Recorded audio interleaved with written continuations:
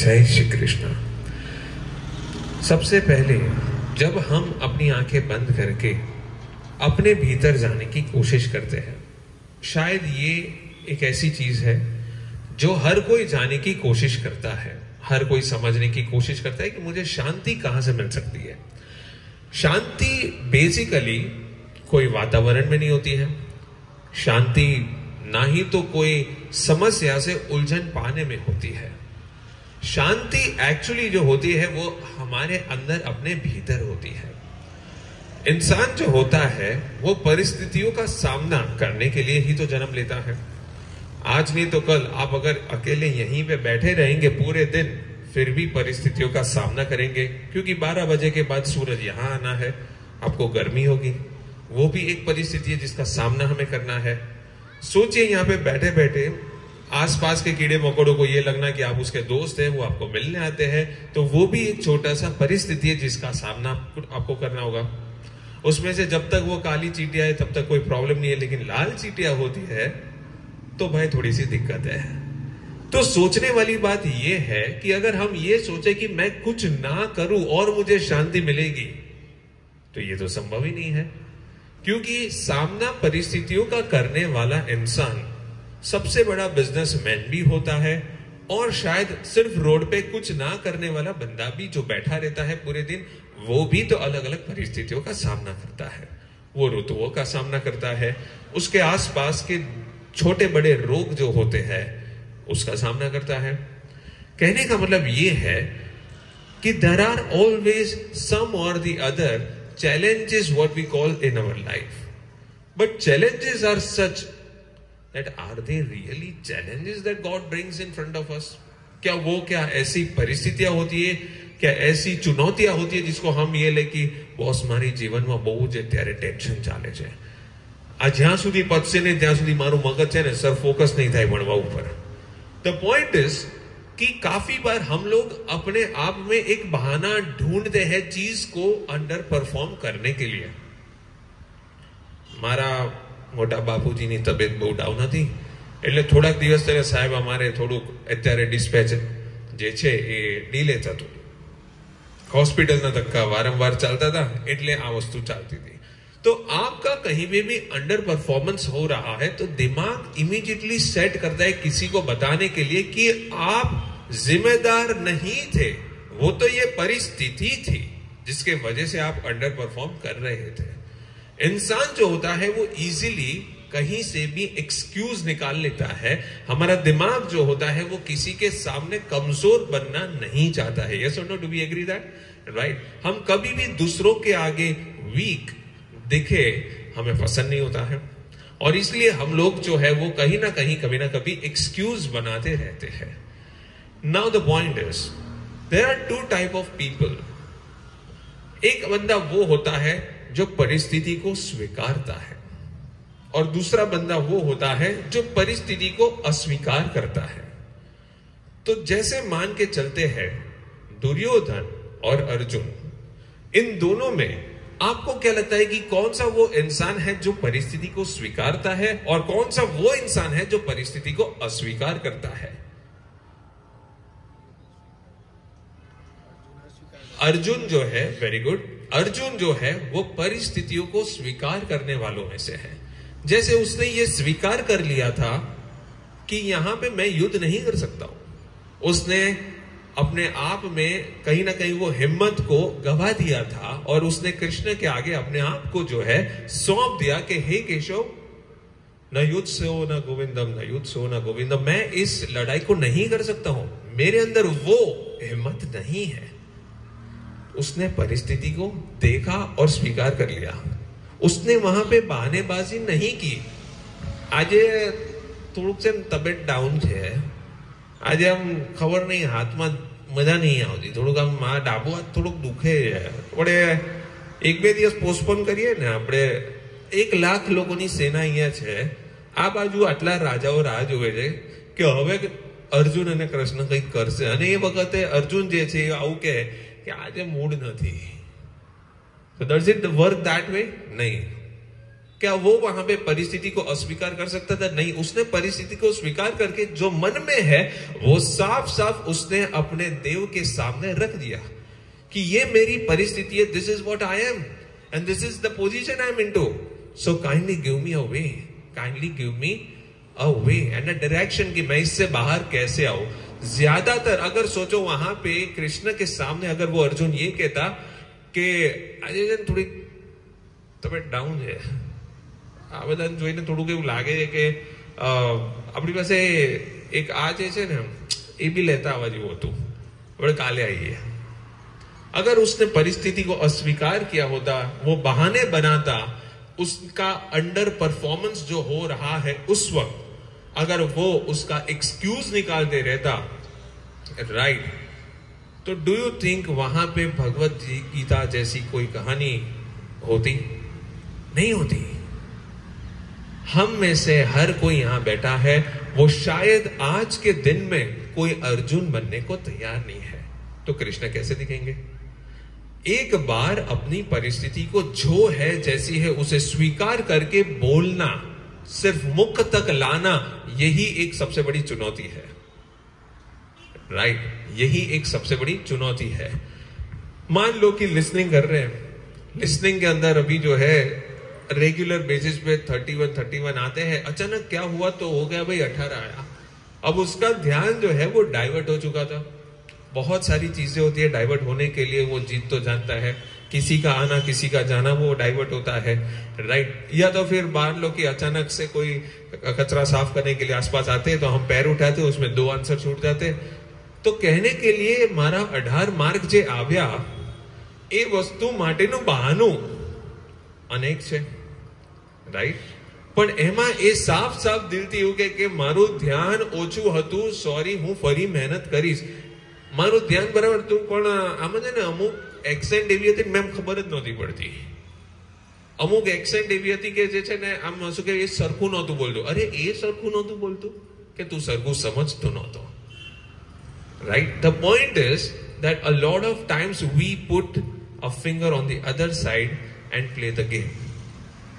We put the finger on the other side telling and that this is the person, this is the reason, this is the situation जिसके वजह से I am not performing. बाकी तो कई तकलीफ नहोती, जो आ आવું હોત ને તો બતાવી દેત, તો પણ આ આવું હોત અને તમે બતાવી દે તો એમાં આનંદ જે છે એ થોડી ક્ષણનો છે અને શીખવા માટે કશું નથી। પણ જો તમારી સામે એવી પરિસ્થિતિઓ આવે કે જેની અંદર તમારે ફેસ કરવાની હોય તો એવી વસ્તુમાં મજા આવે। एग्जाम्पल इमेजिन करो कि प्रथम जो है यहाँ बैठा है, प्रथम एक बहुत अच्छा क्रिकेटर है, સોલિડ। તું અંડર 19 ની અંદર છે ને અહીંયા સ્ટેડિયમમાં રમવા જતો તો ક્લબની અંદર સિલેક્ટ થઈ ગયો અને હવે જે છે તને આઈપીએલ ની અંદર ઓક્શનમાં તને બી સારી એવી ટીમમાં લેવામાં આવ્યો। હવે વિચાર કરો કે તમે ભાઈ પ્રથમ જે છે મેં તને કીધું કે ભાઈ તું વિરાટ કોહલી જોડે રમીશ, કેવી આવે ફિલિંગ? સારી આવે, વેરી ગુડ। તું વિરાટ કોહલી જોડે રમીશ એ વસ્તુ શ્યોર છે। હવે તું મેદાનમાં ઉતર્યો, તને એમ થયું કે બોસ હું વિરાટ કોહલી જોડે રમવાનો છું, આપણી ટીમની અંદર વિરાટ કોહલી છે અને બીજા બધા પ્લેયર્સ છે, હવે જોઈએ આપણે એવી મજા આવશે અને આ બધા દર્શકો તારા જે ફ્રેન્ડ્સ છે બધાને બી તું કહીશ કે ભાઈ મારી મેચ જોજો બોસ, પહેલી જ મેચ જે છે એ વિરાટ કોહલી સાથે છે, બરાબર છે, મારી જોડે વિરાટ કોહલી પણ રમશે અને સામે કોઈક જોરદાર ટીમ છે, હજી કીધી નથી શું છે, તો લે ઓકે। હવે એમાં એવું થાય છે બધા લોકો તૈયાર છે જોવા માટે અને એટલામાં પ્રથમ when he enters to the ground, Virat Kohli is not there. વિરાટ ને ડ્રેસિંગ રૂમમાં બી નતા દેખાયા। આજે નથી રમવાના, આજે એના સામે સબસ્ટિટ્યુટમાં તમે છો। હા હા વાંધો નહીં, આપણી ટીમમાં તો આવશે ને, છેલ્લે તો આવશે ને, આપણે વાંધો નથી, ઓકે આપણે મેચ રમી લઈશું। મેચ રમવા માટે જેવા મેદાનની અંદર જાય છે અને પછી જે સામેથી આવે છે ટીમ, એ નાના નાના ટાબરિયાઓની અંડર 14 ની જે નાના નાના છોકરાઓ હોય એ બધા આવે છે દોડતા દોડતા। પ્રથમ કે જે હશે ઓલું આપણે નહીં ઘણી વાર ટીમ લાઇનઅપ થતી હોય ને એમાં આગળ છોકરો ઉભો હોય ને ભાઈ આપણે નેશનલ એન્થમ કરતો હોય, ફૂટબોલમાં હું મોટા ભાગે જોયું, ક્રિકેટમાં બી ચાલુ કર્યું હશે, ભલું પૂછું તો ખબર પડે છે કે ભાઈ પ્રથમે રમવાનું છે આ નાનું નાનું ટાબરિયાઓ જોડે। કે જે કદાચ બોલ બી નાખશે બોલિંગ વખતે તો એ બી રગડતો રગડતો માંડ માંડ પીચ સુધી બીજા છેડે પહોંચશે. તો પ્રથમ બેટા હવે તારું એક્સાઇટમેન્ટ કેવું છે? ના હોય એક્સાઇટમેન્ટ, રાઈટ? અને હવે જે છે એ તને શું છોડ બીજા લોકોને બી શું આ મેચ જોવાની મજા આવશે, હા કે ના? નહીં આવે. ભાઈ, because every single ball it is hardly reaching to the other side of the pitch. वहां से वो बॉल डाल रहे, अर्धा बॉल तो अर्धी પીચે નથી પહોંચતા. અને પ્રથમ જે છે આગળ આવે છે અને બેટ લઈને ચોગ્ગો મારવા માટે બી એના માટે એફર્ટ છે. કેમ? કેમ કે બોલની સ્પીડ જ એટલી નથી આવતી કે ચોગ્ગો સામે મારવો પડે, રાઈટ? અને પ્રથમ જે છે એ શું લાગે છે, પછી કટ મારી કે ગેપની અંદર બોલ જાય તો એકલો એકલો બિચારો આમથી આમ દોડે રન લેવા માટે. Imagine the situation. તો પ્રથમ, do you enjoy playing this kind of a game? No. The point is, when there is a challenge which is not of your level, you will not enjoy the match. हमारे सामने ऐसी ही परिस्थिति आती है जिसका मुकाबला हमारे लेवल के हिसाब से हो. आपके सामने वही लोग आते हैं, आपके सामने वही सारे चैलेंजेस डेवलप होते हैं जो आपके लेवल और स्टैंडर्ड की हो. આમાંથી ઘણા લોકો માની લો કે તમે જ તમારું લેવલ ઘણીવાર નીચે પાડો છો. સર ટાઈમ પર ન પહોંચી શક્યો, કેમ? સર રિક્ષા ના મળી યાર. Very good. Was that a challenge? હા સર, અમારા એરિયામાં રિક્ષાઓ દેખાતી જ નહોતી, કે રિક્ષા નહોતી દેખાતી. Very good. Think that if there was a flight for Canada and you had to just catch it, તો એ સર એ વાત અલગ છે. હા, અમારો વાલો એ વાત અલગ છે. તો કેનેડાની ફ્લાઇટ જે છે, જે 1.5 લાખ રૂપિયાની બિચારાએ બુક કરી છે, એની અંદર રિક્ષા કરતા ભાઈબંધ ગમે ત્યાંથી બધા લોકો ભેગા કરીને આપણે ટાઈમ પર પહોંચે એના માટે 4 ગાડી એક માણસને મૂકવા જતી હોય, right? So why something can happen when you make it happen, and why some things cannot happen because if we are lenient for that to happen. Think of it. हम में से काफी लोग जो होते हैं वो परिस्थितियों को स्वीकार नहीं करते, उसे अस्वीकार करते हैं कि सर ये तो હું પહોંચી શકત પણ આમાં શું છે કે આમ હતું. We are always and always trying to find the excuses for some or the other different things. अब बात करते हैं दुर्योधन की. दुर्योधन एक ऐसा इंसान था जो चीजों को स्वीकार नहीं कर सकता था. वो अपनी हार को कभी भी स्वीकार नहीं कर सकता था. ये सुनो, उसके अपमान को कभी भी वो स्वीकार नहीं कर सकता था. So think of this situation my dear friends, कि दुर्योधन को जब मान लो कि वो पूल में गिरा, ठीक है, जब इंद्रप्रस्थ देखने गए थे और उस वक्त वो जो एक अच्छा सा डेकोरेशन किया था और ऐसा लग रहा था जैसे यहाँ पे टाइल्स लगी हुई, इतना ब्यूटीफुल डेकोरेशन है, और जैसे ही पांव रखा वो भाई पानी में गिरे. और वहां पे जो है उसने अपने आप को पूरा भीगा हुआ देखा और लेडीज लोग हंस रहे हैं. वो अपमान उसको बहुत चोट पहुंचा चुका था. परिस्थिति को एंजॉय नहीं किया, परिस्थिति को अस्वीकार किया. और जो इंसान परिस्थिति को अस्वीकार करता है वो ज्यादातर लोग इगोइस्टिक होते हैं. આપણે એમ કહીએ કે સર ઈગો એટલે શું? ઈગો એટલે એ લોકો જે લોકો પરિસ્થિતિને સ્વીકાર નથી કરી શકતા. હાર્યા છે મેચ તો હાર સ્વીકાર નથી થતી, અંદર ને અંદર કંઈક એક નાનો ક્રોધનો એક નાનો બીજ જે છે આમ કરીને હલી રહ્યો છે, એ ઈગો કહેવાય. 4 જણ તમારી ઉપર માની લો ભાઈબંધો બેઠા છે, કોઈક માની લો તમારો આજે વારો છે, બરાબર છે? ઘણા લોકોના વારા નીકળતા હોય, એમાં પ્રણવનો ક્યારેક વારો નીકળે, તો એમાં બધા જ લોકો એની ઉપર કદાચ કોઈક વસ્તુ લઈને હસતા હોય, એની ખેંચતા હોય ને એ તમને ન ગમે, બસ એને ઈગો કહેવાય. કેમ? કેમ કે રોજ અલગ અલગ લોકોનો વારો છે. આજે તમારો વારો છે પણ તમને એ ન ગમ્યું અને ન ગમવા પાછળ એ પરિસ્થિતિ સ્વીકાર ન થઈ, તમારી અંદર ઈગોનો તત્વ દેખાયો. મને કેમ કીધું, મને શેનું કહી જાય, મારી મજાક આટલા લોકો વચ્ચે, અને એ છોડો ઓલી છોકરીની વચ્ચે મારી મજાક ક્યાં કરવાની જરૂર હતી? તો કેવું સ્થિતિ મારી આ વસ્તુ પર લઈને. તો the point is that you think that it is on you and then you feel that I am not okay. એક બહુ જ સરસ બુક છે, વર્ષો પહેલા લાઈક 19 70s 80s और 90s में લખાઈ હતી આ બુક બહુ જૂની બુક છે પીડા પડી ગયા હતા આ પાના ક્યાંકથી મળી હતી મારા ઘરે બુકનું નામ હતું I am okay you are okay પછી ખબર પડી કે આર્ટ ઓફ નેગોશિએશન ની અંદર this is the most important thumb rule that you are okay I am okay कोई भी नेगोशिएशन विन विन सिचुएशन में कब पहुंचता है जब I am okay you are okay Bhagavad Gita teaches the same thing परिस्थिति को हम जितना स्वीकारते हैं सामने वाला अगर उतना ही चीज को स्वीकारेगा तो नेगोशिएशन सही है जैसे मान लो कि भगवत गीता कृष्ण जो है वहां पे अर्जुन जो है उसके साथ कर क्या रहे हैं नेगोशिएशन सी There is a beautiful art of negotiation. There is one guy who is explaining things. He is trying to convince the situation to fight a war. Okay, हम लोग को तो सिर्फ क्या करना है पैसों की लेन देन के लिए थोड़ा सा नेगोशिएशन करना है भाई तू 2 पैसा ओछा कर वो लोग कैसे हूँ क्वालिटी सारी करी ने आपको पैसा ओछा नहीं था but the point is on this side is money bigger than life तो हाँ जीत्या money bigger than life no life is bigger right हाँ मैं दिक्कत શું થઈ ગયું તને હે ભગવાન શિવ શિવ આજકાલના છોકરાઓને પૈસા વધારે જોઈએ છે okay so is money bigger than life no life is much bigger so अगर एक बंदा बोलता है कि भाई मैं इंसान को बचा सकता हूं और दूसरी तरफ मैं 1 करोड़ यहाँ पे बैग है उसको लेके जा सकता हूं तो તમે બેમાંથી શું લેશો માણસને બચાવવા દોડશો કે 1 કરોડ રૂપિયા લેવા દોડશો આ જો પાપીઓ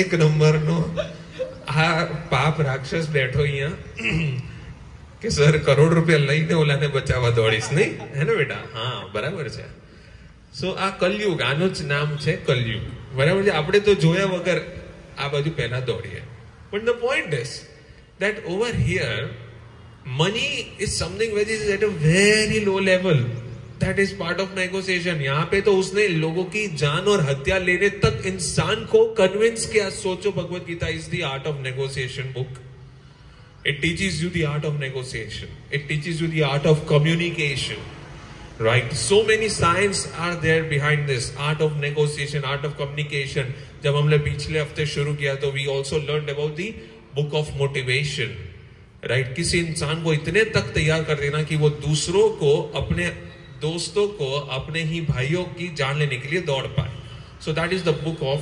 मोटिवेशन यहां पे तो हमें सिर्फ पैसों का डीलिंग करना है that is very small thing right so you can definitely master the art of negotiation by also going through Bhagavad Gita now coming back to the point is कि दुर्योधन जो था वो परिस्थितियों को स्वीकार नहीं कर सकता था अगर उसकी 4 लोगों के बीच में टांग खींचाई हो जाए तो उसका अहम जो है वो हिल जाता तुमने मेरा अपमान कैसे किया હું તને હવે છોડીશ નહીં અને પછી દુર્યોધન જે છે પાછળ પડી જાય મારવા દોડે કે કઈ બી હોય એનું ને ભીમ જે છે એ બેનું આજ ચાલતું હતું યસ ઓર નો भीम भी जो था वो भी थोड़ा सा ऐसे ही क्वालिटीज को लेकर बैठा था भीम जो था he was not with lot of all pure qualities he was also having lot of anger inside him right उसका भी अहम बहुत हाई था और उसका अहम जो है ईगो जो है उसको जमीन पर लाने वाले कौन थे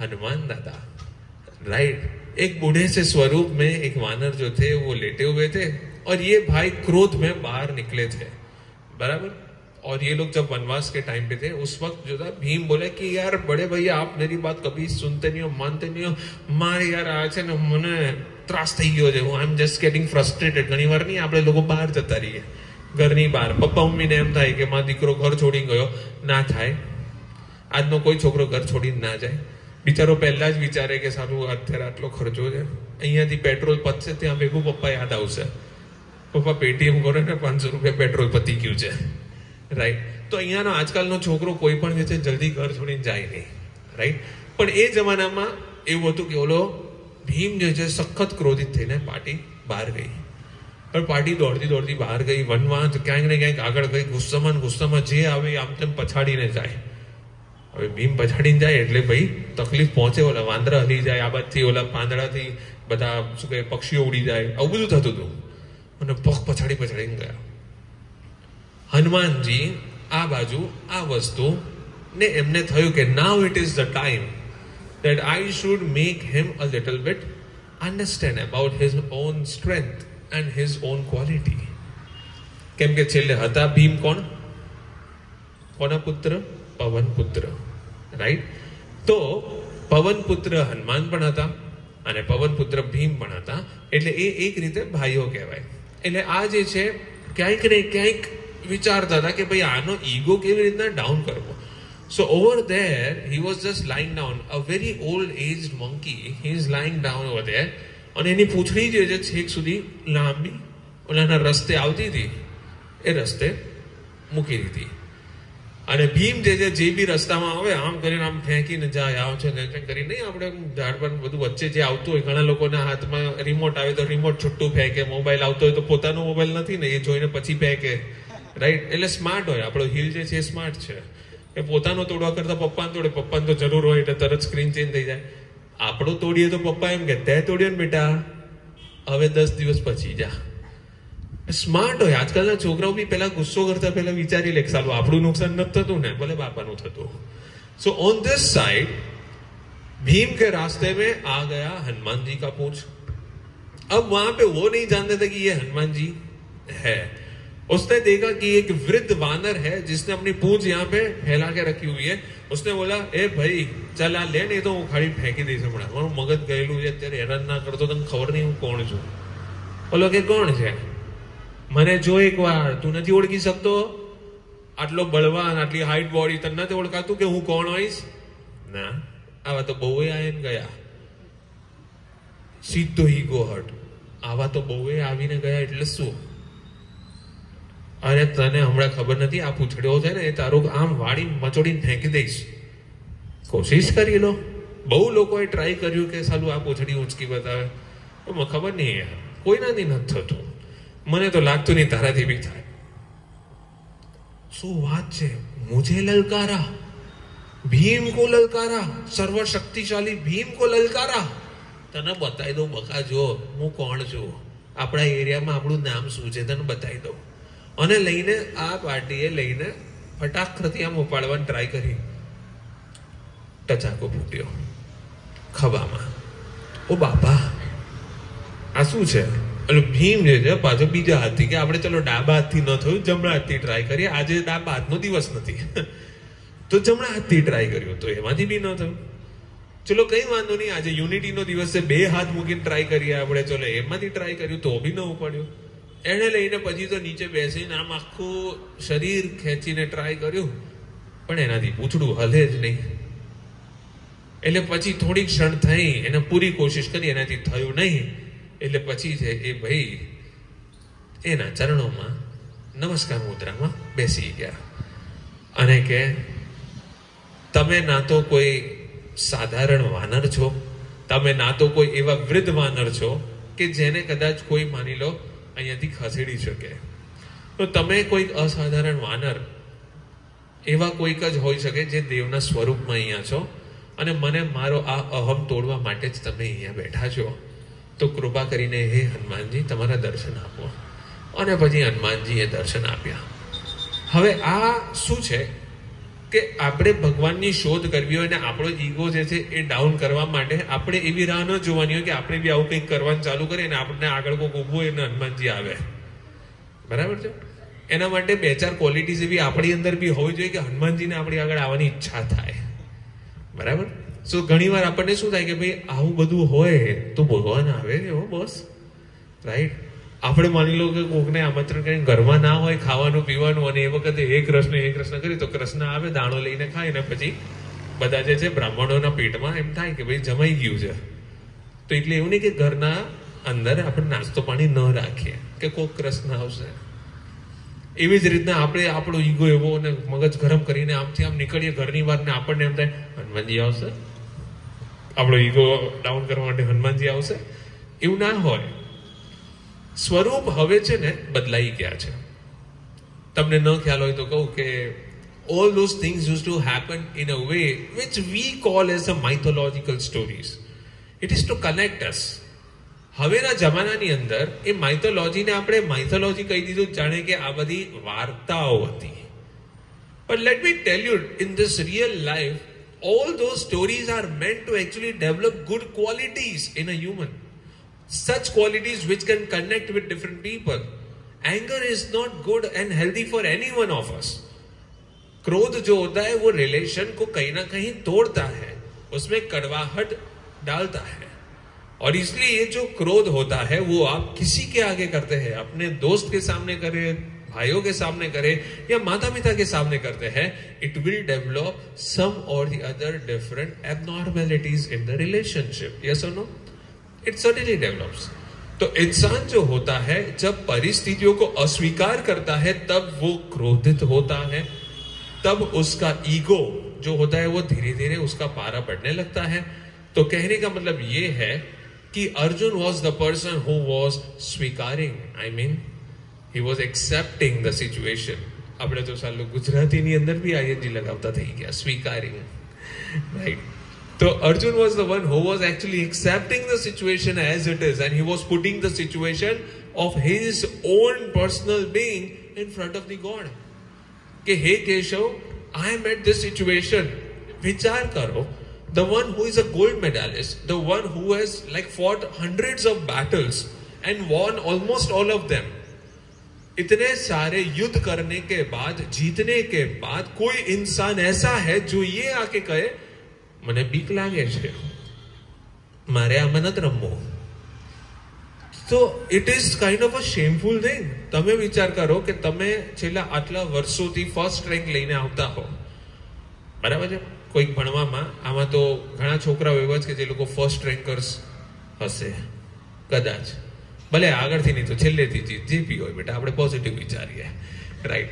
તો આમાંથી ઘણા સ્ટુડન્ટ્સ એવા કે જે આટલા વર્ષોથી રેન્ક લઈને આવતું હોય અને એ વ્યક્તિ અચાનક જ માની લો કે ભાઈ એક એક્ઝામ એવી આવે છે કે જેની અંદર એમ કહે છે કે મારાથી પેન જ નહીં ઉપડે, મારા હાથ પેન પકડતા ધ્રુજે છે.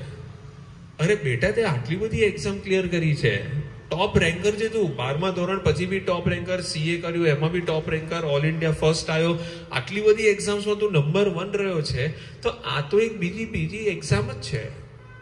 ના, પણ ખબર નહીં, આમાં મારા હાથ ધ્રુજે છે. તો કેવું આશ્ચર્ય લાગે, કેવું લોકોને એમ થાય કે આ કેમ આવું બીવે છે. સારું, આપણામાંથી તો ઘણા લોકો એવા હોય કે જે 60% આવે તો બી આપણે પાર્ટી ફેંકીએ, કહીએ કે બોસ પાર્ટી પાસ થઈ ગયા આપણે, રાઈટ? અમુક લોકોને ખાલી બીજી માર્કશીટ ડેવલપ ન થાય એ જ ફોકસ હોય, બરાબર? કારણ કે હમણાં તો ખબર પડતી હોય છે કે ધીરે ધીરે લોકોની માર્કશીટ આવતી હોય તો ઘણા લોકો 30 માર્કશીટ, 32 માર્કશીટ, એન્જિનિયરિંગ તો જાણે માની લો કે 5 વર્ષીય યોજનામાં ચાલતી આવી હોય, right? So the point is that what happens is we are people who are like okay to go people, but some people are such like they cannot just take it.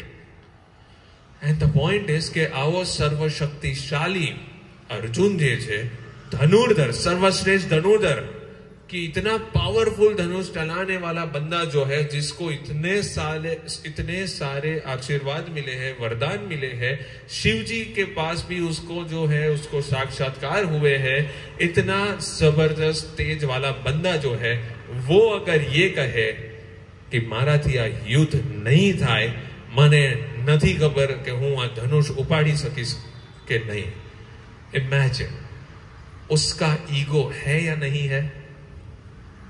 नहीं है, क्योंकि वो बंदे ने परिस्थिति को स्वीकारा है, और जो भी जैसी परिस्थिति है उसके सामने, उस ईश्वर के सामने उस परिस्थिति को रखा है.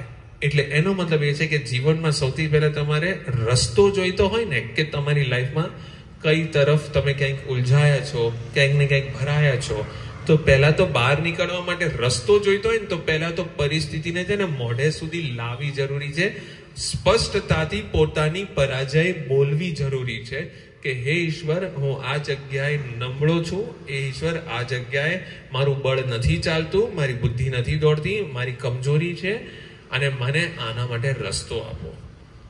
તો બોસ હવે પછી કહેજો કે તમને કયા કૃષ્ણ ભગવાન દર્શન ન આપે. પોતાની 100% ઓરિજિનાલિટીને લઈને પહેલા મુખ સુધી લાવીને, એ જ સૌથી મોટો પહેલો ચેલેન્જ છે હ્યુમન્સ માટે, કેમ કે આપણે ઓલા કહેવાય ને કે આપણે તો આપણે એકો લઈને જ ચાલતા હોઈએ. આમ તો મને કઈ એવો પ્રોબ્લેમ ના હોય, હું તો આરામથી પહોંચી પડું બધે. તમને ક્યાં ખબર છે? અરે પાર્ટી આમ નમતું જ નથી ને બધી જગ્યાએ આમ પાર્ટી આમ ટટ્ટારું ભરેંગે કે આઈ કેન ડુ ઇટ. અરે ભાઈ અમુક વસ્તુ એવી હોય કે પહેલા શીખવી પડે, રાઈટ? ઈગોને ડાઉન કરવો પડે.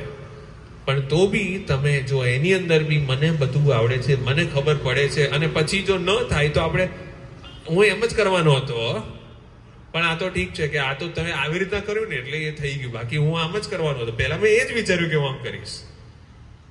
અરે ભાઈ ગજબ છે આ માણસ. હી વિલ નોટ એક્સેપ્ટ કે ભાઈ મારાથી આ નથી થતું. The point is that acceptance is very important. So Bhagavad Gita पे बहुत सारे अनेकों किताब लिखे गए हैं. उसमें से one of the biggest and a very famous book which I believe is the art of acceptance. Art of acceptance is such that you are more or less expecting a lot from the next person to give you that kind of a gesture what you are expecting. जैसे मान लो कि जब कोई बंदा आपका अच्छा दोस्त है तो आप ये एक्सपेक्ट करने लगते हो कि आप जैसे ही आते हो वो आपको जैसे ही देखे तो आपको मिले.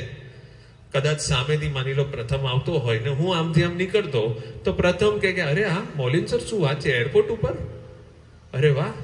તો પ્રથમ મનમાં એક્સપેક્ટેશન હોય કે સર ઉભા રહેશે, અરે પ્રથમ બેટા કેમ છે તું, આવું પૂછશે. અને એ જ વખતે હું એને જોઉં અને આમ કરીને જતો રહું. બે યાર સર જોરું બોલ્યું, અરે ઓ સર ભૂલી ગયા મને. સીધું શું આવ્યું, ભૂલી ગયા મને. What does that mean? He was expecting that I recall that this is પ્રથમ. ભૂલી ગયા મને. સીધો પહેલો વાક્ય આવ્યો જે એ હતો કે એ એક્સપેક્ટ કરતો હતો.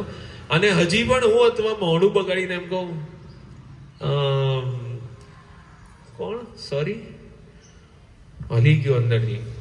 શું યાર સર, અરે સર આપણે સવારના ભગવદ્ ગીતાના સેશનમાં કેટલા દરેક દિવસે આવ્યો છું, 4 મહિના સુધી આવતો તો સર ભૂલી ગયા. પછી વિઝા થઈ ગયો, અત્યારે નીકળ્યો તો એરપોર્ટથી આવ્યો હું અહીંયા.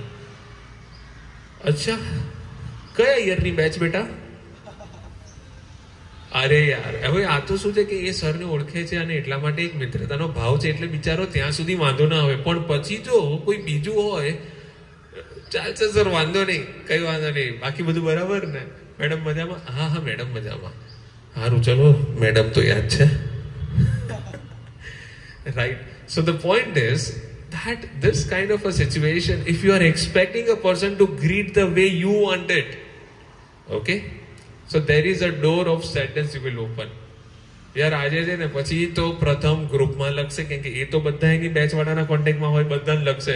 એટલે આજે મૌલિન સર મળ્યા હતા, અરે વાહ જોરદાર, ક્યાં મળ્યા? છોડને ઓળખતા નથી હવે તો, પાર્ટી મોટી થઈ ગઈ.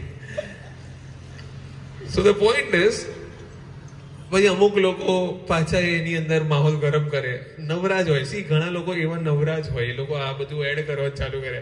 અરે જવા દે નહીં યાર, એમને હજારો છોકરા હોય યાર, આપણે એમાંના કયા ક્યાં હોઈશું યાદ નહીં હોય. આવા તો કેટલા આપણા જેવા આયા, કેટલા આપણા જેવા ગયા. અલ્યા શું માન્યું છે એટલે 10 મિનિટનું ડિસ્કશન ચાલે અંદર, બરાબર છે. But now the point is that in this the relation was there and everything is good, but हमारा जेस्चर जो एक्सपेक्टेशन का था वहीं से एक्चुअली कहानी गलत होना शुरू हुई. सो व्हेन वी एक्सपेक्ट कि सामने वाला बंदा जो है वो ऐसे रिस्पॉन्ड करे, आने आવું કરવું તો જોઈતું તું, બસ ત્યાંથી જ છે ને દુઃખના દરવાજા ચાલુ થાય છે. Right. So the expectation always leads to sadness. That is what I always explain students, that expectation leads to sadness. You expect things from your friends, you expect things from your family, you expect that your parents understand your duvidha and problems. It's all wrong. Why do you expect કે તમે બે વાક્યની અંદર parents ને સમજી જવાનું કે આખી story શું તમારી લાઈફની અંદર? આટલામાં કહું સમજી જાઓ, અરે શું આટલામાં કહું સમજી જાઓ યાર. ઓલા બિચારા ભગવદ્ ગીતાની અંદર 18 રીતના સમજાવવાની કોશિશ કરી તોય ઓલો નહોતો સમજતો, અને તમે એમ કહો બે વાક્ય પપ્પા સમજીને જ જતા. અરે ના સમજે યાર, માણસ છે. એટલે ભગવાન સમજાવતા હતા તોય નહોતો સમજતો અર્જુન, તો તમે તો યાર માણસ જોડે ડીલ કરો છો. So how can you expect कि कोई बंदा जो है without a gesture of proper explanation can react or can accept you the way you want it? That's not possible. So in your life, remember one thing, dear friends, that communication is very, very important. The art of communication starts with the chapter 1, and that is never expect an answer from the other person. हैं? શું વાત કરો છો? Yes, हम chess इसलिए खेलते हैं क्योंकि हम प्रेडिक्टिव एनालिसिस जो है उसको मास्टर करें. शतरंज जो होती है वो हम सामने वाले के दिमाग के प्रेडिक्शन करना शुरू करते हैं कि वो क्या चालेगा, ठीक है, वो क्या चाल चालेगा. तो यहां पे उसके नेक्स्ट मूव को हम जो है वो एक्सपेक्ट करते रहते हैं कि somehow we are going to move this and then he should move this. આ કાં તો રાણી ચલાવશે કાં તો ઘોડો ચલાવશે. જો ઘોડો ચલાવશે તો હું પછી છેલ્લે આ ચલાવીશ. એટલે આવી રીતે આપણે એક્સપેક્ટેશનના મોડ પર જતા હોઈએ. હવે પછી એ કંઈક ત્રીજું જ લાવે, ના રાણી ચલાવે ના ઘોડો ચલાવે અને બેઠો બેઠો પ્યાદું આગળ લે. એટલે આપણે એમ કે આ શું કરે. અને પછી ખબર પડે ઓલો તો સામેની બાજુ જે છે કોમ્પ્યુટરમાં રમનારો જે છે એ 3 વર્ષનું ટેણ્યું છે, એમને બટનો ખાલી આમ દબાયા કરે અને આપણે અહીંયા માથું મારતા હોઈએ કે સ્માર્ટ મૂવ. મેં આવું વિચાર્યું જ નહોતું. અરે પણ તને ક્યાં ખબર છે કે કોમ્પ્યુટરની ઓલી બાજુ કોણ રમે છે. આ હિલ બિચારો ક્લાસની અંદર લેક્ચરની અંદર આમ શું કહેવાય હું બહાર ગયો હોઉં એટલી વારમાં ભાઈ મોબાઈલની અંદર એની ચેસની ગેમ ચાલતી હોય, ચેસ રમે. તો એ વખતે બિચારો વિચાર્યા કરે કે સામે વડાએ શું જોરદાર મૂવ છે, એની કોઈ આનો સ્કોપ જ નહોતો ને આ ભાઈ આ ચાલ્યા. અરે ભલું પૂછવું ત્યાં ઓલાના કોઈક નાના બાળકે મોબાઈલ હાથમાં લીધો હોય પપ્પાનો મોબાઈલમાં દે કર્યા કરે છે અને આ અહીંયા માથું માર્યા કરે કે આની મૂવ બહુ સ્માર્ટ છે. बराबर.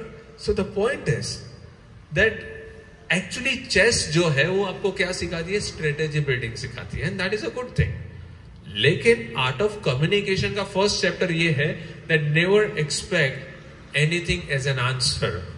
You should communicate in such a way that you are crystal clear with your thought first. आपके दिमाग में क्या चल रहा है वो आपकी जबान तक सही से आना चाहिए. तो ही एक सक्सेसफुल बिजनेस बन सकता है, तो ही एक सक्सेसफुल इंसान बन सकता है जब वो अपने दिमाग में जो भी विचार है उसको सही शब्दों में लिख पाए या बोल पाए. जब तक ये कॉम्बिनेशन यानी कि ये दोनों जो है उसके जन्माक्षर नहीं मिलते हैं तब तक हमारे सक्सेस के साथ की कुंडली नहीं मिलेगी. That is for sure. तू समझे છે ચીજ મારી ભાવના બેટા. એટલે મગજમાં જે વિચારો આવતા હોય અને આપણે એમ કહીએ અરે યાર ઓલું સર સમજો ને આવી રીતનું હોય, નહીં સમજે સર ભાઈ. You have to speak, you have to convey, you have to learn to speak up and make people understand what you are exactly feeling. Arjun mastered the art of communication. He was able to express exactly what was going inside, and so Krishna was able to make him understand what he was needing in front of that. Think of it. जब अर्जुन ये बोल पाया, शब्दों में उस चीज की रजूआत कर पाया, राइट, कि भाई उसके दिमाग में एग्जैक्टली क्या चल रहा है, तो जवाब थे. लेकिन अगर अर्जुन एम क्या કે સમજો ને યાર કેશવ નથી મજા, એટલે ઓલા ડોક્ટર એ કે બેટા શું મજા નથી, એમ બસ જો હાથમાં પરસેવો નથી મજા. તો ઓલો ભગવાન એ વિચારે કે આનો દવા શું કરું. રાઈટ. આપણે ઘણી વાર ડોક્ટર પાસે જઈએ, પેટ પકડીને પછી કે ડોક્ટર કે શું થયું, પેટમાં દુખે, નથી મજા. પેટમાં દુખે છે તમને, અહીંયા આમ દુખે છે, ખબર નહીં, આમ મજા નથી, આમ કંઈક અંદર થાય છે. અરે ડોક્ટર દવા શેની કરે તો. એન્ડ યુ એક્સપેક્ટ કે આ ડોક્ટર ફેમસ છે પણ મારું ઈલાજ બોસ ના કરી શક્યો. અરે તો તમે કમ્યુનિકેટ કયું સરખું કર્યું તો એ બિચારો ડોક્ટર શું માથું મારે. That is the point. If you do not communicate proper, અડધાથી લોકો વધારે કોવિડની અંદર એમને એટલા માટે વિચારાય ઉડી ગયા ઉપર. એનું રીઝન છે ઓલા શું થાય છે, ઓલો કહેવા માટે સીધું કઈ બી હોય એ બેટા વેન્ટિલેટર, એટલે મોઢું જ બંધ. ઓલો કે મને સહેજ અંદર તાવ જેવું ફીલ થાય, તું ચૂપ રે બેટા, શાંતિ રાખો બેટા, કઈ નહીં થાય. અરે પણ બોલવા તો દે, શું થાય છે મને. નહીં આશા રાખવાની બેટા, જો આશા અમર છે.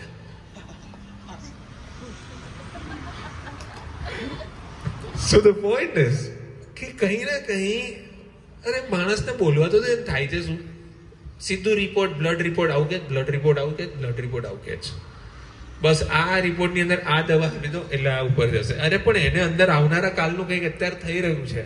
એ બ્લડ રિપોર્ટ તો અત્યારનું બતાવી રહ્યું છે, પણ આવનારા કાલનું અત્યારની શરીરની અંદર છે ને કંઈક બેચેની થવા લાગે.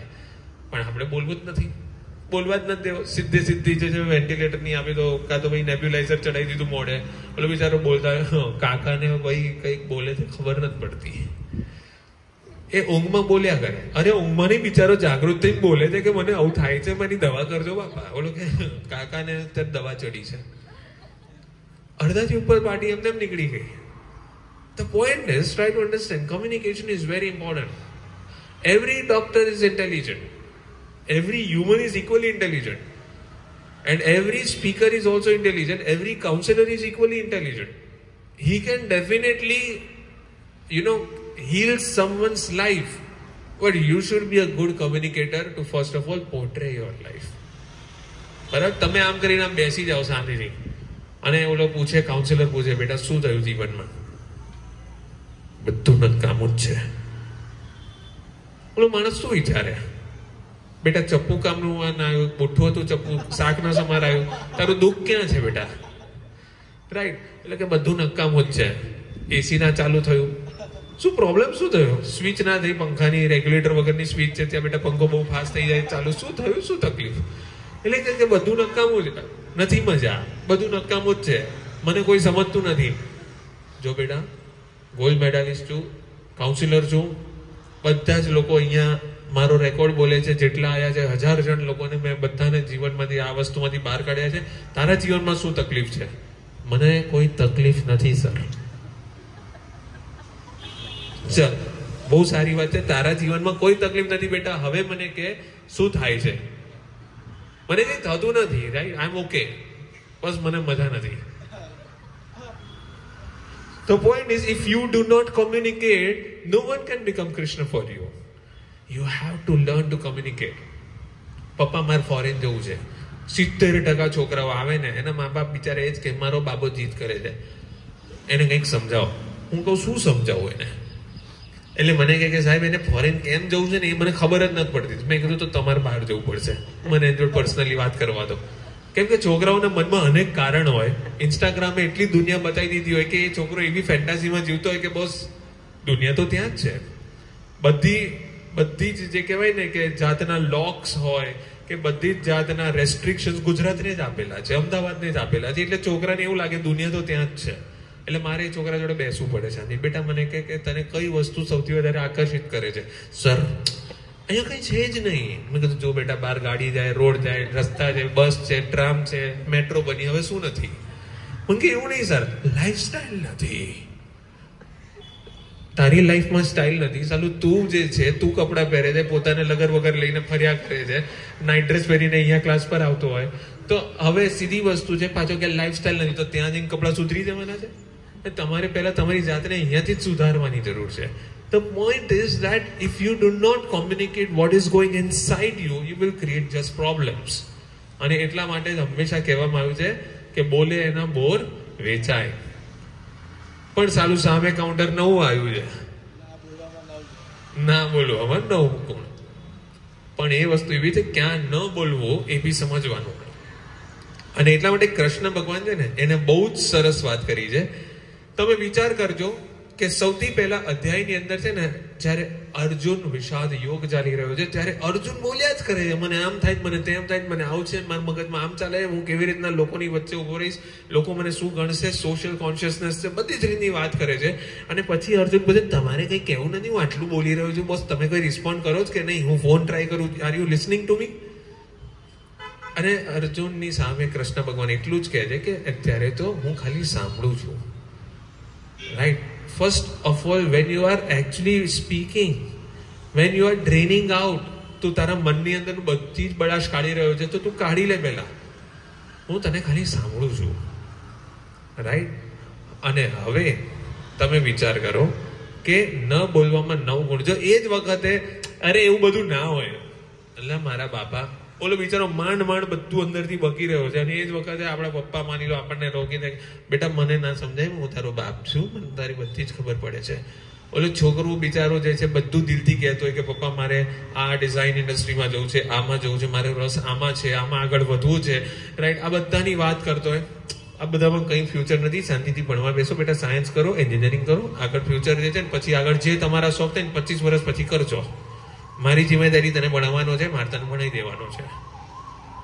પપ્પા મને સમજો, તું મને સમજ, મેં દુનિયા તારાથી વધારે જોઈ છે, બરાબર. એટલે વોટ હેપન્સ ઇઝ દેટ આમાં જે હતું ત્યાં જરૂર હતી ન બોલવામાં 9 ગુણ કે છોકરું પહેલી વાર બાપની સામે ખુલીને વાત કરતું હતું, એ હિંમત કરી અને એની અંદર જે છે એ ત્યાં એવી ધારથી તલવાર ચલાવી દીધી કે આ છોકરો ક્યારેય હવે એના માતા પિતા આગળ વિચાર કરે કે આ એની સામે કાંઈ બોલવા જેવું નથી, એ સમજવાના નથી, right.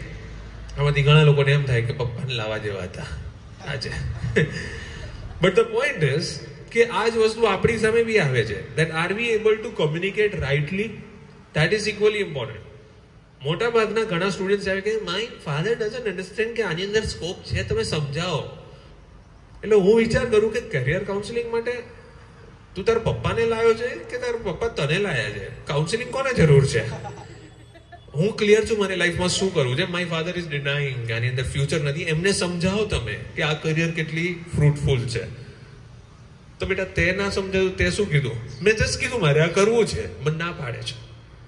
That is the problem. You have to explain things. Every father over here in their life are actually willing to see their kids prosper, willing to see their kids grow successful. કોઈ દિવસ એવું બને જ નહીં કે એ તમને support ના કરે. એ સપોર્ટ કરે પણ તમે પહેલા કન્વિન્સ તો કરો કે તમારી ફિલ્ડમાં કંઈક દમ છે. એ ન ખબર હોય એમને. એ જે વખતે ભણતા હતા એ વખતે ખાલી સાયન્સ, કોમર્સ ને આર્ટ્સ હતું, રાઈટ. અને અત્યારના ટ્રેન્ડની અંદર આપણી પાસે 1000 વેરાયટી ઓફ કોર્સિસ છે, 10મા પછી તમે કરી શકો. સો there are high chances that we might not know that they are going with us or not. So dear friends, try to understand the session today which we started is with the art of communication. स्वीकार अपने आप को करना, अस्वीकार करना, right. ये सारी चीजें जो है दोस्तों वो हम लोग आने वाले 2 दिन तक कंटिन्यू करते जाएंगे. We'll learn what are the beautiful art of negotiation that Bhagavad Gita is teaching us. We'll also learn what is the beautiful concept of the art of communication and how to do it, when to do it, right. So please try to understand, this book is not a book based on religion. It's a book to make you brilliant, okay. And it takes you to such level of excellence that no one can really imagine about. You can never get confused. You are absolutely clear. The one who understands the essence of this book is absolutely clear with his life. He has no worries, no tension, and he is absolutely at ground zero with his ego. And he will see the existence of God at every single place, in every single one. So that is the beauty of this book. So now, before we end up, I request all of you to please close your eyes. और मैं जो भी कुछ कहता हूं उसे ध्यान से, दिल से आपको सुनना है.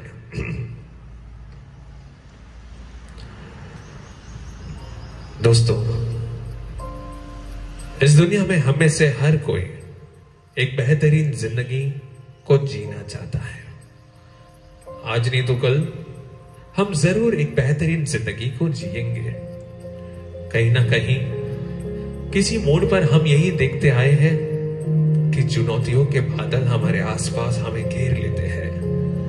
उन चुनौतियों के अंदर शायद अगर हम अपने आप को उस परिस्थिति में अगर स्वीकार नहीं करते हैं, हमें कभी कोई कृष्ण नहीं दिखते हैं. हमें परिस्थिति को स्वीकार करना आवश्यक है. जब इंसान हारता है, अगर वो अपनी हार को स्वीकार नहीं करता है तो कभी सीख नहीं सकता है उस हार से. अगर अपने आप में वो बहाने ढूंढते रहेगा तो वो कभी कुछ सीख नहीं पाएगा. हम इंसान हैं, पूरी जिंदगी हमें सीखना है. Learning is a never-ending process. We have to dedicate our life towards the art of learning and art of excellence. ईश्वर ने हमें बहुत ही बेहतरीन जिंदगी दी है, बहुत ही बेहतरीन लोग दिए हैं जो हमें हराना नहीं चाहते हैं, लेकिन आने वाले कल के लिए हमें तैयार करना चाहते हैं। जिंदगी में आने वाली चुनौतियां हमें कमजोर नहीं करती है, बल्कि हमें ताकतवर बनाती है। आने वाले दिनों में हमें उस मुकाम तक ले जाने के लिए जिसके लिए हम बने हैं। हम सभी लोग एक समंदर में एक छोटी सी नाव में तैर रहे हैं। हमें लगता है कि इस नाव में हम अकेले हैं। सपनों से सजी हुई हमारी एक छोटी सी नाव जो है, उसे हमें उड़ान देना है। हमें उड़ान देने के लिए इस दुनिया में अनगिनत ऐसे बहाव आते हैं। सागर में चलती हुई लहरों में एक ऐसे बहाव आते हैं जो हमें कभी ना कभी शायद उड़ान देने को तैयार करती है, लेकिन कहीं ना कहीं हमारी नाव कमजोर होती है जो इसमें पलटी खा जाती है। और इसीलिए दोस्तों हमें अपने आप को तैयार करना है, हमें अपने आप को बेहतरीन बनाना है। इस दुनिया में कोई नहीं है जो आपको कभी रोक सकता है। हमें अपने आप को बेहतरीन उस लेवल तक ले जाना है कि चाहे कुछ भी हो जाए, हम अपनी जिंदगी में अपने आप से कभी हार ना माने, हम अपने आप में कभी कमजोर ना देखें अपने आप को। जिंदगी एक बार मिलती है, आजमा के देखो इसी जिंदगी को दोस्तों, क्या कुछ हम कर सकते हैं। आपकी जिंदगी बहुत ही खूबसूरत है। ईश्वर ने हमें बनाया है कोई बड़ा सा पाप करने के लिए नहीं, बल्कि इस दुनिया की ब्यूटी को अनुभव करने के लिए। ईश्वर ने हमें बनाया है इस प्रकृति को देखने के लिए। ये बहुत ही बड़ी और विशाल दुनिया है। And there is a big beautiful life outside. अपने छोटे छोटे प्रॉब्लम्स को लेके हमें रोना नहीं है, बल्कि उसको हमें अपने आप को बिल्ड करने की तैयारी समझकर उसका सामना करना है। विश्वास रखिए अपने आप पर। सॉल्यूशंस के साथ ही आते हैं प्रॉब्लम्स, और इसीलिए हमें ध्यान देना है सॉल्यूशंस पे। हमें ध्यान देना है कि कहां से कोई भी अलग स्वरूप में आपका श्री कृष्ण आता है और उसका जवाब देकर जाता है। हमारी आंखें हमें खुली रखनी है, क्योंकि समाधान हमारे आसपास ही होता है। हमारी जिंदगी अनमोल है। इस जिंदगी को खुलकर जीने की कोशिश कीजिए। हमारी जिंदगी में अनगिनत ऐसी परिस्थितियां होती है जिसमें से शायद हमारी आशाएं टूट जाती है, जिससे शायद हमें लगता है कि इससे कोई हमें सॉल्यूशन नहीं मिलता है। लेकिन यही तो चुनौती है कि कौन से वो आखिरी वक्त तक आप उस ईश्वर पे भरोसा कर सकते हैं। वही तो वो आजमाता है कि कितनी हद तक आप विश्वास करते हैं अपने उस ईश्वर पर। How much you believe in that beautiful God, that He is with you and within you. Believe in the beautiful existence of God inside you. वो जो भी करता है आपके लिए करता है। वो जो भी चाहता है आपको बेहतरीन बनाने के लिए चाहता है। Thank you so much. आप सभी लोग अपनी आंखें खोल सकते हैं। जय श्री कृष्ण।